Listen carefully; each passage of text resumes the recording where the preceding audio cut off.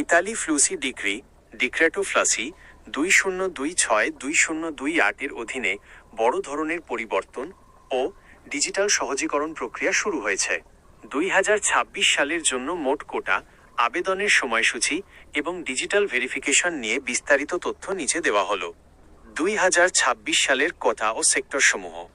2026 সালের জন্য মোট 1,64,850 জন কর্মীকে ইতালিতে প্রবেশের অনুমতি দেওয়া হয়েছে।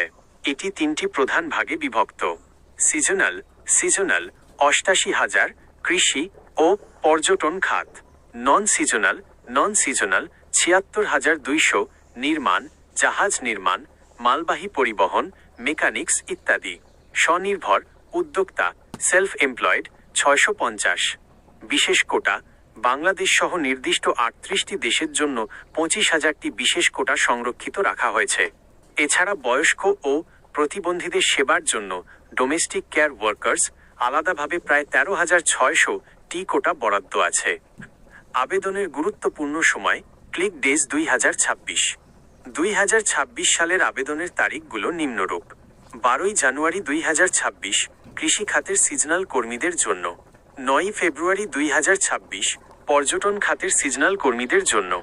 16 ফেব্রুয়ারি 2026 নন সিজনাল, নির্মাণ, মেকানিক্স ইত্যাদি কর্মীদের জন্য। 18 ফেব্রুয়ারি 2026 পারিবারিক সাহায্যকারী বা কেয়ার গিভার্স খাতের জন্য। নুলা ওস্তা ডিজিটাল ভেরিফিকেশন ও আপডেট। 2026 সালে জালিয়াতি রোধে ইতালি সরকার কঠোর ডিজিটাল ভেরিফিকেশন সিস্টেম চালু করেছে। অনলাইন পোর্টাল 1 জুন 2026 থেকে ইতালি সম্পূর্ণ পেপারলেস বা ডিজিটাল ভিসা আবেদন প্রক্রিয়া শুরু করবে।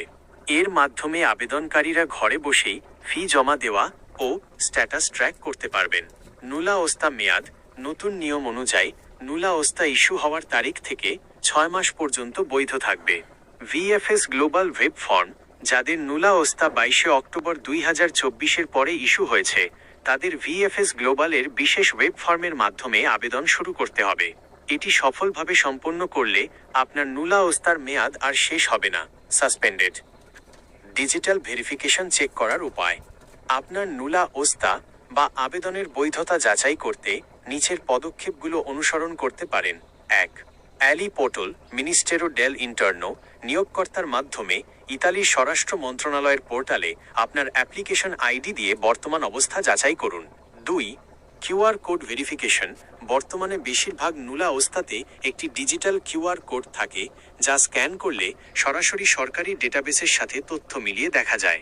3. Email confirmation.